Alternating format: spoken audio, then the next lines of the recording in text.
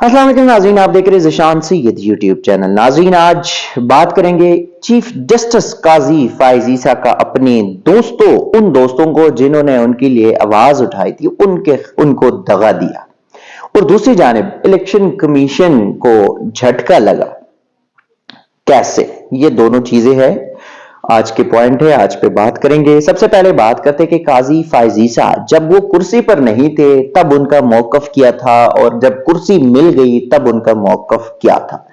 यानी कि कुर्सी के बाद काजी कंप्रोमाइज्ड हो गए, या काजी की जमहूरियत और इंसानी हकूक, आजादी इजहार राय के जो हवाले से जो मौकफ था, जो स्टांस था, वो क्यों चेंज हो गया। जब पाकिस्तान तहरीक इंसाफ के दौर में काजी फाइज ईसा के ऊपर रेफरेंस आया तो बहुत सारे सहाफी जो थे वो काजी फाइज ईसा को डिफेंड कर रहे थे। आज वही सहाफी काजी फाइज ईसा के मुखालिफ है, जबकि जस्टिस उमर अता बंदियाल जब चीफ जस्टिस थे और उस वक्त काजी फाइज ईसा किसी बेंच का हिस्सा नहीं थी, तो तब भी उनके हवाले से जो है वो इनको बड़ा एक उमर अता बंदियाल के ऊपर जो है वो चीजें चल रही थी, तनकीद का वो था। लेकिन आज वही काजी फाइज ईसा जो पहले कुछ और थे, आज कुछ और है। कुछ बड़े केसेस सुप्रीम कोर्ट में फौजी अदालतों के हवाले से, पीटीआई के बल्ले के निशान के हवाले से, कुछ जमानतों के हवाले से, प्रैक्टिस एंड प्रोसीजर बिल के हवाले से बड़े बड़े केसेस आ गए, जिसमें काजी के स्टांस का पता चल गया। लापता अफराद के हवाले से चीजें क्लियर हो गई। लेकिन अभी तक जो आजादी इजहार राय के वो हामी थे, तो उसमें असल में पता ही नहीं था कि काजी साहब आजादी इजहार राय की आईन पाकिस्तान की आर्टिकल 19 के वो हामी नहीं थे, बल्कि 19A की हामी थी। 19A में जजेस और एस्टेब्लिशमेंट, उनके ऊपर बात नहीं करना, बस बाकी जो है ना आपने जो करना है वो करें। तो काजी फाइज ईसा के ऊपर जब तनकीद शुरू हो गया, और खासकर 12 दिसंबर के बाद जब उन्होंने पीटीआई से वो बल्ले का निशान छीन लिया, बल्कि उस पर उनकी जो जजमेंट आई, इलेक्शन कमीशन ने भी शायद इतने डेप्थ में नहीं गया होगा, लेकिन जिस तरह काजी फाइज ईसा उस केस में चले गए थे, तो उसके बाद काजी को वो कहते हैं ना, आईना दिखाया तो बुरा मान गए।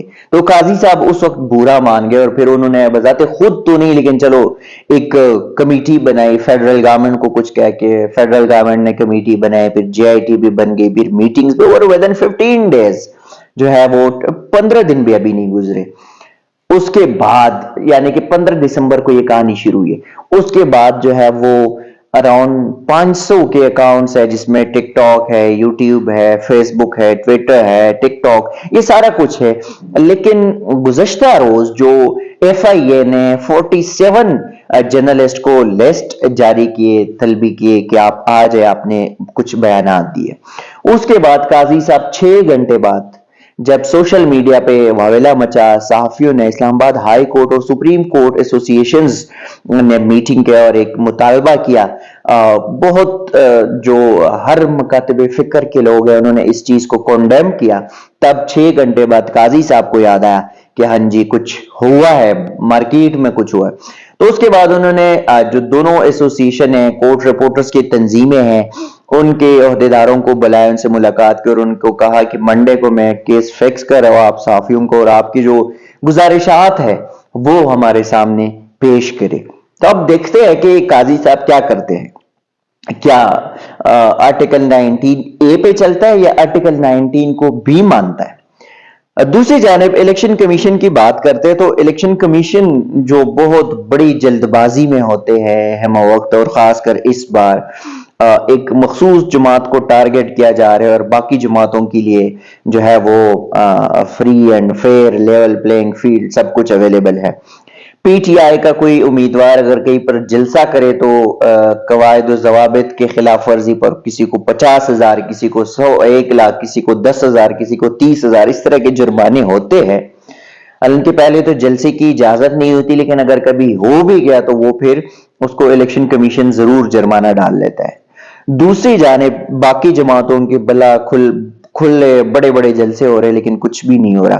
لیکن یہ نورا کشتی جو ہے وہ چل رہی ہے ابھی پیپلز پارٹی، جمعیت علماء اسلام جو کہ فضل الرحمان گروپ ہے، اور پاکستان مسلم لیگ نون میں جو پی ڈی ایم کے بڑے ٹارگیٹڈ اور ایکچوئل جو اتحادی تھے وہ یہ تھے، لیکن ابھی سب سے جو بالکل نورا کشتی ہے ان تینوں کی ہے. شاید حکومت کے بعد پھر سے معاملات بن جائے الیکشن کے بعد، تو یہ تو چلتی رہے گی. لیکن آر اوز نے اور پھر الیکشن ٹریبیونل نے، جو اپلیٹ ٹریبیونل تھے، انہوں نے کچھ کاغذاتی نامزدگی پی ٹی آئی کے مسترد کرائے تھے، اور جس پر سپریم کورٹ نے ان کی کاغذاتی نامزدگی جو ہے وہ واپس بحال کیے. اب جن حلقوں میں جن کے کینڈیڈیٹس تھے ان کی دوبارہ جو ہے بیلٹ پیپر چھپائی کا جو عمل ہے وہ شروع ہے. مریم نواز، پرویز الہی، میجر طاہر صادق، صنم جاوید، شوکت بسرا، عمر اسلم کے جو علاقے تھے، کیونکہ ان کو انتخابات لڑنے کی اجازت ملی تو انہوں نے بیلٹ پیپر کی دوبارہ چھپائی جو ہے وہ شروع کر دی. اور 119 جو حلقہ 119 لاہور کا حلقہ ہے، جہاں پہ مریم نواز جو چیف آرگنائزر ہے مسلم لیگ نون کی، اور ان کی ایک ادنا کارکن جو تقریباً پچھلے 9 ماہ سے اسیری کی زندگی گزار رہی ہے، جیل میں ہے، صنم جاوید کے ساتھ ان کا مقابلہ ہے لاہور کے این 119 پہ. پی ٹی آئی کا جو صدر ہے پرویز الہی، ان کا پی پی 32 گجرات سے جو ہے وہاں پہ وہ سیاسی دنگل میں، انتخابی دنگل میں حصہ لے رہے. این 119 کے سمیت جو ہے یہ تقریباً 5 قومی اور صوبائی حلقے جہاں پہ یہ دوبارہ جو بیلٹ پیپرز کی چھپائی کا احکامات ہے یہ جاری ہے. اور اس میں قومی اسمبلی کے حلقہ این 60، این 119، این 49، این 87 اور پنجاب اسمبلی کی پی پی 32 گجرات کا یہ حلقہ ہے. یہ سپریم کورٹ کے احکامات کے بعد جب سپریم کورٹ نے ان رہنماؤں کو الیکشن لڑنے کی اجازت دی تو اس کے بعد ہی یہ اور الیکشن کمیشن کو کہا بھی تھا کہ ان کو نشانات بھی دے اور ان کو جو ہے وہ بیلٹ پیپرز میں نام بھی چھاپ دے، تو دوبارہ یہاں پہ وہ سلسلہ شروع ہو گیا. لیکن ایک چیز کہ جو پی ٹی آئی کے کینڈیڈیٹ ہے صنم جاوید، این 119، این 120 اور ایک صوبائی حلقے سے بھی جو ہے وہ انتخاب لڑ رہی ہے، ان کو 3 حلقوں میں 3 مختلف جو ہے وہ نشانات دیے گئے ہیں. اب الیکشن کمیشن نے کیوں کیا، کس تحت کیا، یہ بھی ایک سوالیہ نشان ہے. لیکن جو سمجھ رہے ہیں لوگ کہ ظاہر ہے لوگوں کو کنفیوز کرنے کے لیے، ووٹر کو کنفیوز کرنے کے لیے یہ سلسلہ جاری ہے. آج بھی پنجاب کے مختلف علاقوں میں پی ٹی آئی کے دفاتر کو سیل کیا گیا، کارکنانوں کو گرفتار کیا گیا، نہ ریلی ہو سکتی ہے، نہ کوئی الیکشن آفس کھل سکتا ہے، اور باقی جو جماعتیں ہیں ان کے لیے بڑے بڑے جلسے ہوتے ہیں، بڑے بڑے جو ان کے سیکیورٹی پل پروف سیکیورٹی انتظامات ہوتے ہیں. لیکن اس کے باوجود بھی گزشتہ روز راولپنڈی کا جلسہ ہمارے سامنے ہے، جو شہباز شریف کا جلسہ تھا، ناکام ترین جلسہ رہا. اور پشاور میں جو بلاول بھٹو کا جلسہ رہا، ناکام ترین جلسہ رہا. تو ان سے یہ واضح ہے کہ عوام کو سمجھ آ چکی ہے. ناظرین اب تک کے لیے اتنا ہی، اسی قسم کی چیزیں آپ کے ساتھ شیئر کریں گے، تب تک کے لیے دیجیے گا اجازت. اللہ حافظ.